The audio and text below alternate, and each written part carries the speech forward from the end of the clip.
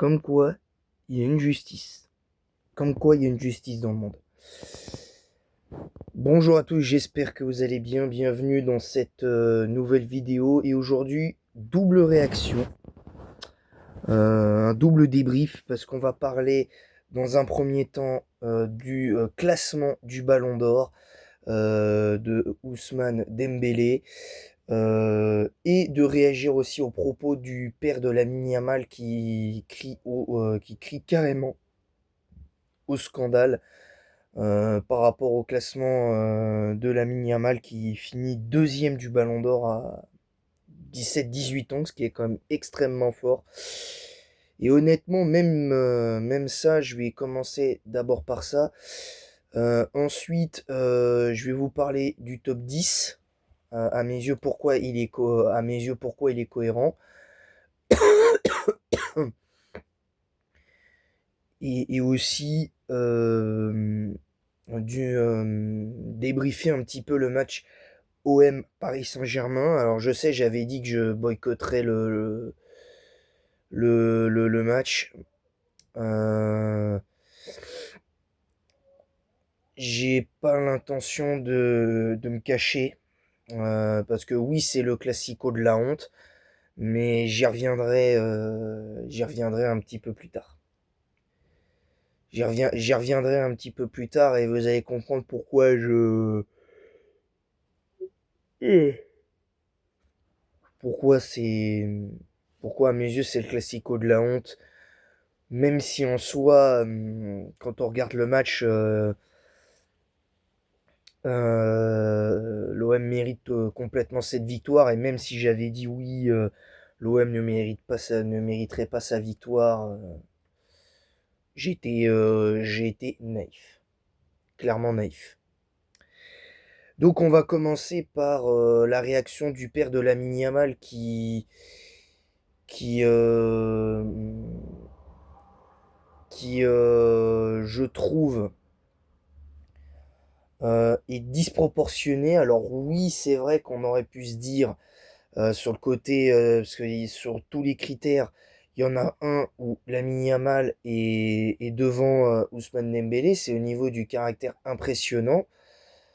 Décisif et impressionnant dans les matchs euh, pour, euh, pour Lamine Yamal. Mais le problème, c'est que Lamine Yamal a été éliminé en demi-finale de Ligue des Champions, n'a pas gagné la Ligue des Nations, n'a pas joué la Coupe du Monde des clubs, a eu une attitude plus que détestable, qu'on soit clair, a eu une attitude plus que discutable. Après la finale de la Ligue des Nations, où il n'a pas serré la main de Cristiano Ronaldo, où on l'a vu, et tout le monde l'a vu, en Audiovision 4K, partir avec le drapeau de l'Espagne autour du cou, et avec sa médaille à la main. Donc je suis désolé, à un moment, faut être logique. Et puis tout ce qui s'est dit sur Lamine Yamal, sur ces histoires un peu sordides, je vais pas en parler là, mais l'histoire qu'il a eue lors de sa fête d'anniversaire où il aurait invité des gens de petite taille, ça a fait polémique. Le fait qu'il ait fait une fête d'anniversaire à 2 jours, à un jour ou deux de la reprise de l'entraînement pour la nouvelle saison, ça a fait polémique aussi, et même moi je trouve que c'est pas normal de faire ça. Alors, certes, il répondait sur le terrain, mais à mes yeux, ça changeait rien. À mes yeux, ça changeait rien. Donc on va faire le top 30 et je vais vous dire à mes yeux en quoi le top 30 est cohérent pour certains classements. On va commencer par la 30e place avec Michael Olise, mais avant, je terminerai sur ça et je vais passer un message au père de Lamine Yamal.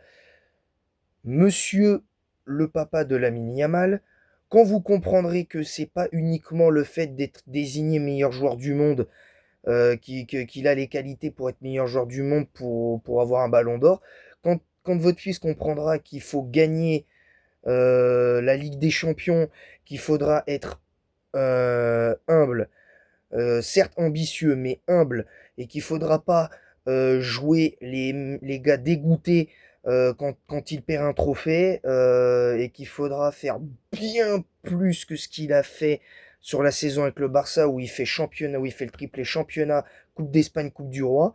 Et je crois même qu'il a gagné il me semble qu'il a gagné la Super Coupe d'Espagne. Enfin, je sais plus, vous me reprendrez dans l'espace commentaire. Quand vous aurez compris que ça,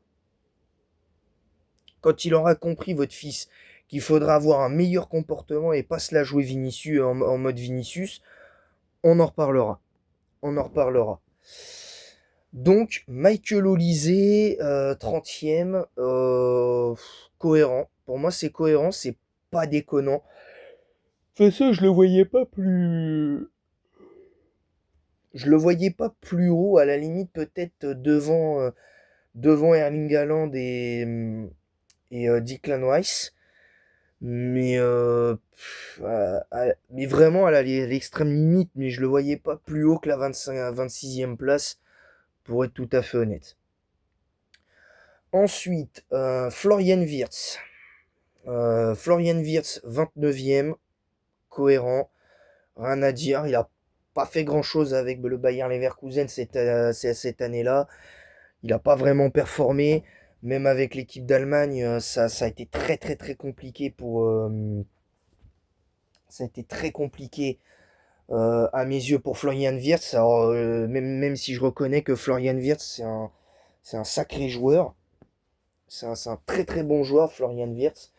Mais pour moi, il aurait dû, plutôt que de se retrouver dans un. Je sais plus dans quel club il joue actuellement, mais il aurait dû se retrouver euh, dans un club plus fort que peut-être que celui dans lequel il a été. C'est-à-dire genre Manchester City, le Real, ou même ne serait-ce que le FC Barcelone déjà, pour éventuellement espérer un jour gagner la Ligue des Champions et pourquoi pas un Ballon d'Or, ou même ne serait-ce que le Paris Saint-Germain. Ça c'est clair. Virgil van Dijk, 28e. Personnellement, moi, je l'aurais pas mis dans les 30, Van Dijk, parce que même si la saison de Liverpool reste extraordinaire, avec le titre en Première Ligue et tout ça, il y a quand même de grosses tâches dans son CV à Virgil van Dijk cette saison. Les défaites en FA Cup et en Carabao Cup. Il y a des défaites qui sont pas acceptables pour un joueur de son niveau. Avec les Pays-Bas, c'est pas mieux. Aucun trophée majeur avec les Pays-Bas. Euh, et clairement, la fin de saison de Liverpool, la fin de saison dernière de Liverpool est clairement pas bonne. Ou même lui, des fois, je le trouvais responsable sur certains buts encaissés. Moi, je me dis quand même que là, il y a un truc qui déconne sur le classement de Virgil van Dijk. Moi, personnellement, je l'aurais pas mis dans les 30, tout comme j'aurais pas mis dans les 30 Denzel Dumfries et Jude Bellingham cette saison. Mais bon, après, ça, c'est que ça n'engage que moi. 26e Erling Haaland, moi, je l'aurais mis beaucoup plus haut, personnellement, Erling Haaland. Enfin, parce que même si j'ai dit oui, j'aurais peut-être mis Michael Olise devant Erling Haaland, mais je l'aurais mis peut-être devant carrément Denzel Dumfries et Jude Bellingham, clairement. À la limite, j'aurais mis Jude Bellingham 27e et Dumfries 28e, tu vois. Et Florian Wirtz 26e. Enfin, je sais pas, ça aurait été compliqué, clairement. D'ailleurs, je vous referai une vidéo sur ça, sur mon propre top 30, avec les 30 joueurs nominés, en vous disant exactement, à mes yeux, le top 3 du Ballon d'Or que moi, j'aurais préféré voir, et j'en baille parce que c'est facile de contrer les arguments de certains. Et juste avant de passer à la 25e place de Denzel Dumfries, ceux qui disent que certains supporters du Barça qui m'envoient sur des messages sur Instagram, ouais, c'est le pire Dembélé, c'est le pire Ballon d'Or de l'histoire. C'est pas mérité. Lamine Yamal méritait plus que lui. Hakimi aussi. Bon, pour Hakimi, et Vitinha, je peux comprendre. Euh, que soi-disant le football est mort à cause du Ballon d'Or gagné par Dembélé. Vous êtes pas honnêtes, les Barcelonais. Vous êtes vraiment pas honnête. Déjà que je me reconnaissais plus dans les valeurs de l'OM, mais là, je me reconnais même plus dans les valeurs du FC Barcelone, qui cautionne un comportement honteux de la part de Lamine Yamal en cautionnant une fête d'anniversaire à un jour ou deux avant le avant la reprise d'un entraînement pour la nouvelle saison, qui fait venir des personnes de petite taille dans sa fête d'anniversaire, euh, qui, euh, qui joue les mecs arrogants possibles, qui méprisent certes un discours ambitieux, mais qui méprisent les autres, pas comme le faisait à l'époque Zlatan. Un Zlatan qui avait ce genre de discours-là, mais qui lui le montrait de la meilleure des façons sur le terrain. Lamine Yamal ne l'a pas montré. En plus, là, actuellement, il est blessé. Comment voulez-vous donner un ballon d'or à quelqu'un qui est blessé? Mais vous allez me dire, oui, mais Dino, Dembélé, il est blessé. Oui, mais techniquement, c'est pas un argument que ce soit pour Lamine Yamal ou pour Dembélé. Mais le problème, c'est que Lamine Yamal, les derniers mois de Lamine Yamal avec le Barça, je suis désolé, c'est mauvais, c'est très mauvais de la part de Lamine Yamal. Et même si en soi le match aller et retour contre l'Inter, il a été très bon, j'ai pu revoir le match quand ils l'ont rediffusé il n'y a pas si longtemps. Oui, effectivement, il a fait un très bon match, aller comme retour. Mais à l'arrivée, il se fait éliminer en demi-finale de Ligue des Champions. Alors peut-être que s'il avait été en finale, j'aurais pas dit. J'aurais pu me dire, ouais, éventuellement, t'aurais pu le donner à la Yamal. Parce il gagne trois trophées avec le Barça. Il fait fidèle de Ligue des Champions. Il remporte l'Euro avec l'Espagne. Il rend, il fait finale de Ligue des Nations. Là, ouais, j'aurais peut-être pu changer de discours. Mais c'est pas le cas. Je suis désolé, clairement pas le cas. Et je vous le dis, moi, Lamine Yamal, cette saison, il doit pas être deuxième. Dans tous les cas. Moi, à la limite, je l'aurais mis dans le top 20. Parce que, avec le comportement qu'il a eu en finale de Ligue des Nations, auprès de Cristiano Ronaldo, et auprès, enfin, et ce qu'il a fait juste avant la reprise du championnat, je suis désolé, mais à un moment donné, va falloir que lui se remette en question et que le père de Lamine Yamal se remette en question, enfin, je m'excuse, mais qui ferme sa bouche. Voilà, comme ça c'est clair. Le père de Lamine Yamal doit fermer sa bouche. Il y a zéro scandale, il y a zéro préjudice moral. Et j'aurais dit la même chose si ça avait été Lamine Yamal qui aurait remporté le Ballon d'Or. Parce que techniquement, même moi, j'ai été un des premiers à dire que Lamine Yamal, ça aurait pas été un scandale quelque part qui remporte le Ballon d'Or. Parce que faut pas non plus faut pas non plus jouer les menteurs. Faut pas non plus faire le naïf et les menteurs en disant que Lamine Yamal ne mérite pas. Moi, c'est pas parce que Lamine Yamal a eu ce mauvais comportement-là et ce qui est sorti sur lui. Euh, Cette affaire un peu sordide avec les deux jeunes femmes créatrices de contenu pour adultes, où il a eu des problèmes avec ça, l'affaire des personnes de petite taille pour son anniversaire qu'il a fêté juste avant la reprise de la saison, de la nouvelle saison. Donc déjà, en soi, en soi, en soi, fallait pas faire l'aveugle. Il méritait tout autant. Faut pas faire l'aveugle et le menteur, clairement. Mais je l'aurais pas, mais il le mériterait, il l'aurait vraiment mérité. Franchement, si c'était été lui qui avait gagné la Ligue des Champions, je t'aurais dit, mais matin, midi, soir, la Yamal Ballon d'Or. Matin, midi, soir. Mais c'est pas le cas. Donc voilà. Moi, je l'aurais même pas mis top 10 la Yamal cette saison. Parce qu'avec les derniers mois qu'il a fait avec le Barça, où il a pas été, je m'excuse, où il a pas été bon, certes, il marquait, mais dans le jeu, c'était hyper compliqué. Et puis là, même là, sur le début de saison, je trouve la Yamal clairement en dessous de ce qu'il fait. Je suis même pas sûr que la saison prochaine, sur la nouvelle saison là qui est en cours, donc la saison 2025-2026, je suis pas sûr que Lamine Yamal soit dans le classement du Ballon d'Or. Alors peut-être qu'il sera dans les 30, mais il sera peut-être encore plus bas que, qui ne l'est là aujourd'hui. Et encore, deuxième place, moi je trouve que c'est bien pour Lamine Yamal à l'âge qu'il a. Je trouve que c'est extrêmement fort. Et sa deuxième place, en soi, je la trouve méritée. Mais moi, je l'aurais mis plus bas. Je l'aurais mis 20e, personnellement. Je l'aurais mis, euh, je l'aurais mis 20e et Lautaro Martinez, moi pour le coup, c'est Lautaro Martinez que j'aurais mis deuxième. Mais bon, après, chacun son avis. Ensuite, Denzel Dumfries, 25e. En soi, c'est pas déconnant, même si je l'aurais pas mis à cette place-là. Il fait finale avec l'Inter. Même si la fin de saison de l'Inter a été cataclysmique et où lui a pas réellement su se remettre en question. Euh, compliqué, vraiment compliqué concrètement pour lui. Fabien Ruiz, 24e, logique. Logique, je l'aurais pas mis plus haut parce que clairement, même s'il remporte la Ligue des Champions, il s'est, tout comme Ousmane Dembélé, il s'est réveillé au mois de janvier.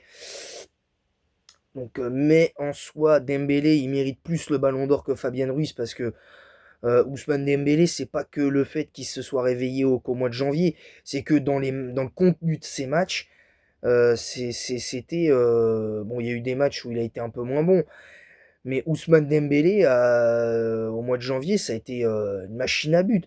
En phase finale de Ligue des Champions, il a été décisif à tous les matchs. Contrairement, je m'excuse, je regrette à Lamine Yamal où j'ai regardé les matchs du FC Barcelone où je l'ai pas vu spécialement, je l'ai pas vu décisif. Faut arrêter. Il n'a pas été décisif à tous les matchs. Il n'est pas meilleur buteur de la Ligue espagnole. Il n'a pas été élu meilleur joueur de la Ligue espagnole. Il n'a pas été élu meilleur joueur de la Ligue des Champions. Pas élu meilleur joueur de l'Euro. Il n'a pas été élu meilleur joueur, mais même ne serait-ce que meilleur jeune joueur de l'Euro déjà. Donc faut arrêter les bêtises. Donc voilà. Jude Bellingham, 23e, je l'aurais pas mis dans les 30, personnellement. Je ne vais pas dire que sa 23e place n'est pas méritée, mais personnellement, je ne l'aurais pas mis à cette place-là. Et si à la limite, je dois le mettre à une certaine place, je l'aurais mis 30e.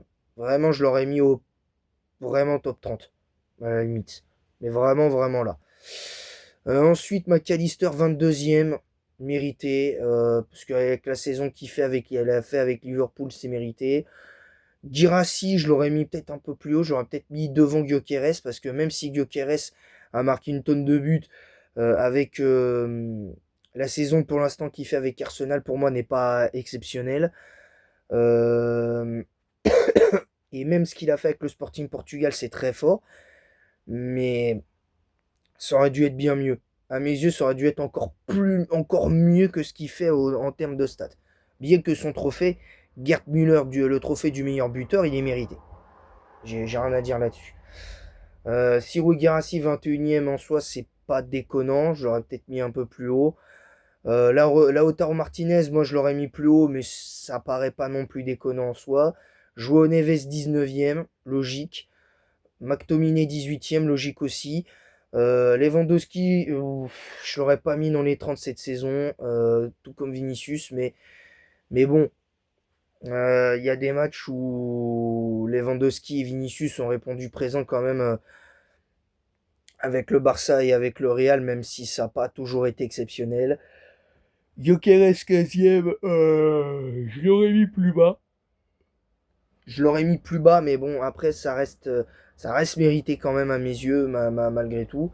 Désiré Doué, 14e, logique. Harry Kane, 13e avec ce qu'il a fait avec le Bayern, le titre en championnat et tout, entièrement mérité, rien à dire. Par contre, là, pour moi, on arrive dans le creux du problème. Visha Kvaratskhelia, 12e, c'est... Non, non, non, non. Kvaratskhelia aurait dû pour moi être maximum top 5 de ce ballon d'or, clairement. Pedri, je l'aurais mis quatrième, Pedri, moi personnellement, je l'aurais mis quatrième. Nuno Mendes serait resté top 10 selon moi avec Donnarumma 9ème, mais bon, ça on sait tous, clairement. Nuno Mendes 10ème logique. Gianluigi Donnarumma 9ème logique. Alors Cole Palmer, il y en a, ils vont me dire oui, il mérite sa 8ème place parce qu'il a gagné la Coupe du Monde des clubs et a fait une très bonne saison avec Chelsea. Mais, Franchement, déjà, avant de dire très bonne saison avec Chelsea, il faut doser un petit peu, les gars, hein. Moi, je vous le dis, il faut doser un peu. Voilà. Mbappé 7ème, pour moi, c'est mérité à 100%. Pour moi, je l'aurais mis 7ème dans tous les cas. Achraf Hakimi, 6ème, pour moi, c'est entièrement mérité. Parce que même s'il fait une excellente saison avec le Paris Saint-Germain, une saison quasi parfaite, Achraf Hakimi, pour moi, ne doit pas être top 5 du Ballon d'Or pour le moment. Parce que faut qu'il ait des accomplissements avec sa sélection nationale. Et ça, c'est important de le dire. Rafinha, 5ème. Là, pour le coup, pour moi, c'est là où on arrive aussi dans le creux du problème. Cole Palmer, déjà, je l'aurais pas mis dans les 30. Déjà, premièrement. Et, euh, et Rafinha, je l'aurais pas mis dans les 30 non plus. Parce que même s'il a été excellent avec le FC Barcelone, je regrette les derniers mois avec le Barça ont été compliqués. Et avec sa sélection, c'est pas terrible en ce moment. Alors voilà. Mohamed Salah, 4ème. Déjà, Mohamed Salah, 4ème, c'est à la limite du honteux aussi, parce que Mohamed Salah, 4ème, sous prétexte qu'il fait 8ème de finale de Ligue des Champions, qu'il est meilleur buteur, je crois, il a été meilleur buteur de Première Ligue, meilleur buteur et meilleur passeur de Première Ligue. N'a pas été meilleur buteur et passeur de la Ligue des Champions, ni même meilleur joueur de la Ligue des Champions. Donc déjà, c'est n'importe quoi. Et en sachant qu'avec l'Égypte en ce moment, c'est pas la folie non plus. Donc je comprends pas comment Mohamed Salah peut prétendre à une 4ème place au Ballon d'Or, clairement. Vitinha, 3ème, rien à dire. Pour moi, rien à dire, c'est mérité. Je l'aurais même mis, à la limite, je l'aurais mis devant Lamine Yamal, clairement.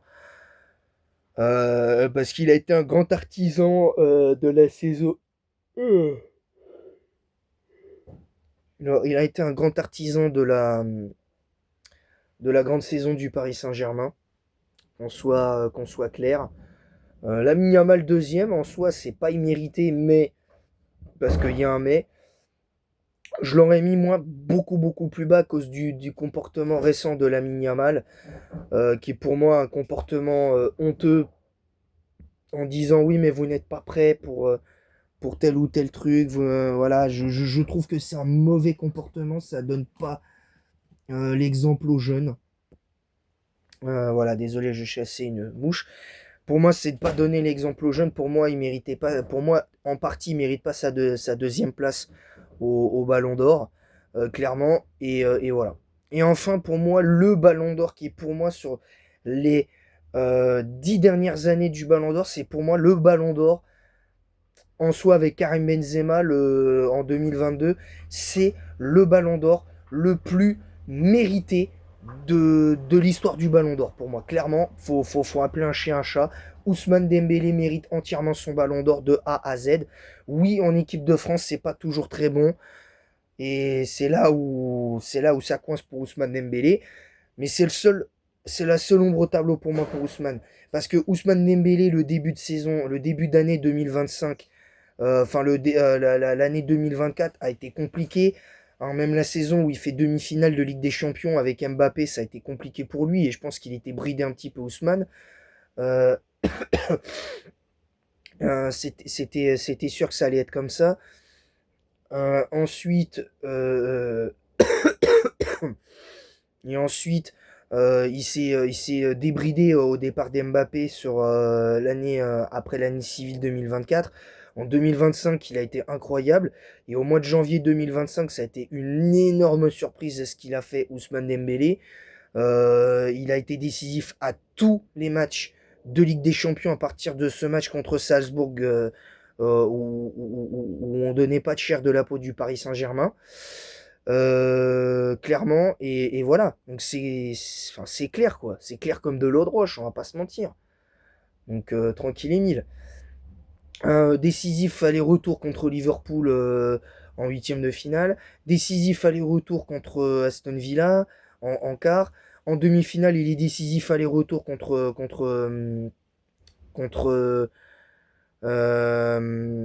Arsenal. Et contre l'Inter en finale, il marque pas certes, mais il est décisif.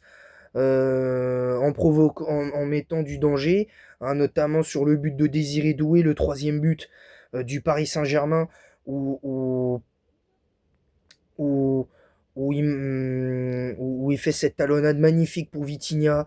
Vitinha qui part balle au pied dans l'axe, la donne dans le bon tempo à Désiré Doué, qui n'a plus qu'à la pousser au fond. Et encore, vu comment il est positionné, Désiré Doué, je me demande comment il fait pour marquer ce but. Mais voilà, il fait deux passes D, il fait une passe D justement pour Désiré Doué, il en fait une autre, je crois, il en fait une autre dans le match, mais je sais plus pour qui exactement. Je me rappelle plus exactement à qui il fait la deuxième passe D. Mais je crois qu'il fait une passe D à Kvaratskhelia pour le but du 4-0, il me semble. Donc voilà. En soi, pour moi, c'est complètement mérité. Pour moi, c'est le deuxième ballon d'or du peuple avec celui de Benzema, même si techniquement, euh, c'est pas non plus le moins mérité des ballons d'or, Ousmane Dembélé. Alors, même s'il y en a, ils vont être surpris, même si pour moi, c'est complètement mérité le ballon d'or d'Ousmane Dembélé, je vous le dis sincèrement, je vais pas faire le menteur. Si j'avais voté et que mon vote aurait influencé le classement d'Ousmane, Ousmane, je l'aurais mis deuxième et j'aurais mis Vitinha peut-être devant Ousmane ou Achraf Hakimi. Mais je l'aurais donné éventuellement à Vitinha ou Achraf Hakimi. Clairement, parce que les deux ont aussi contribué au succès du Paris Saint-Germain, qu'on se le dise clairement. Et voilà, donc là, je regarde l'écran du classement d'Ousmane pour m'imprégner, pour, euh, euh, pour m'imprégner de ça. Et clairement, j'ai rien à dire de plus, quoi. Clairement, j'ai rien à dire de plus. Maintenant, on va passer rapidement au débrief du match entre l'OM et le Paris Saint-Germain, cinquième journée de Ligue 1. McDonald's, victoire 1-0 du Paris Saint-Germain, première victoire à domicile de l'OM contre le Paris Saint-Germain après 14 ans de disette, entre 14 et 15 ans de disette quand même. C'est pour vous dire c'est pour vous dire l'aspect du c'est pour vous dire l'aspect historique quelque part de cette soirée. Et pour être tout à fait honnête,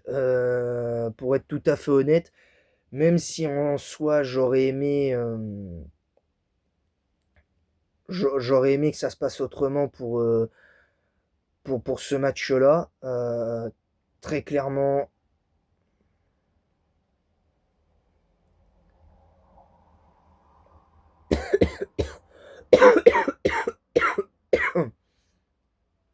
ça aurait été différent.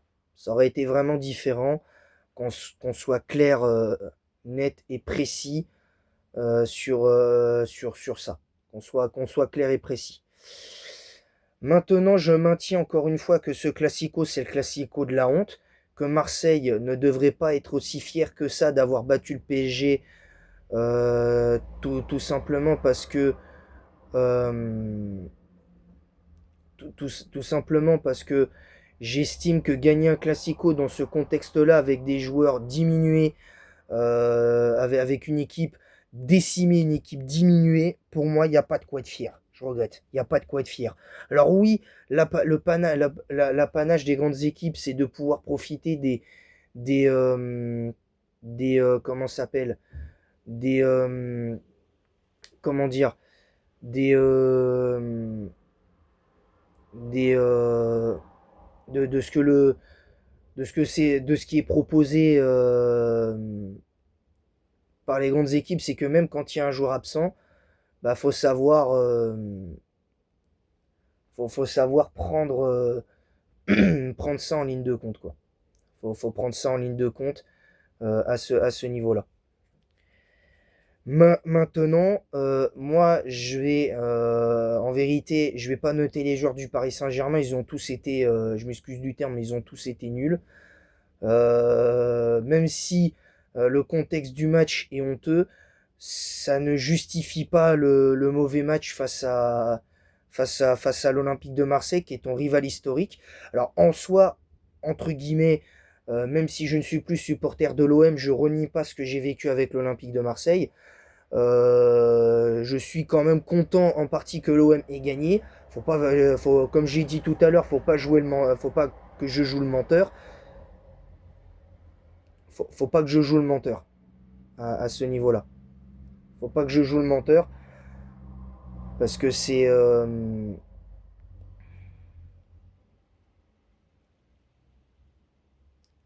faut pas jouer le menteur, quoi. Clairement, faut pas jouer le menteur à dire ça.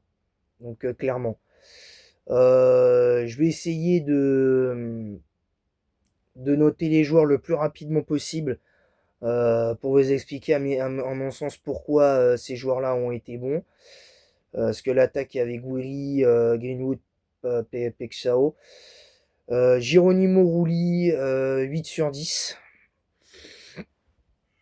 8 sur 10 pour moi pour Geronimo Rulli qui encore une fois fait une saison exceptionnelle. D'ailleurs, je comprends pas pourquoi il est pas dans les nominés au trophée Yashin parce qu'il l'aurait mérité. Pavard, 7 sur 10 à cause de son carton jaune. Balerdi, 4 sur 10, j'ai pas aimé le match de Balerdi. Aguerd, très bon homme du match pour moi, 9 sur 10. Timothy Weah, 6 sur 10, il fait son match. O'Reilly, 7 sur 10. Højbjerg, 8 sur 10, qui a été solide. Emerson, Palmieri, 7 sur 10, j'ai aimé son match. Greenwood, 8 sur 10, j'ai aimé son match. Pexao, un peu discret, je vais mettre 5 sur 10. Gouiri, 8 sur 10 également, il a fait son taf, clairement. Voilà, donc c'est tout pour cette vidéo sur le débrief au classement du Ballon d'Or. Et pour le match du Classico entre le Paris Saint-Germain et l'Olympique de Marseille. Victoire de l'OM 1-0. Et en attendant la prochaine, je vous dis à bientôt. N'hésitez pas à partager le lien de ma chaîne YouTube sur Twitch, Kik, TikTok, Instagram et YouTube même. Mettez un pouce bleu et un commentaire pour le référencement de cette vidéo en disant quoi vous êtes d'accord, pas d'accord avec ce que j'ai dit, avec respect et sans insulte bien évidemment. Respectez mon avis et je respecterai le vôtre. Abonnez-vous et activez la cloche pour recevoir toutes les notifications nécessaires. Juste après cette vidéo, je vous ferai la review des épisodes 55 et 56 de Yu-Gi-Oh! GX. Et en attendant la prochaine, je vous dis à bientôt pour de nouvelles aventures. C'était Dinoraptor qui vous parlait du Ballon d'Or et du match de la honte entre l'OM et le Paris Saint-Germain. Et en attendant la prochaine, je vous dis à bientôt.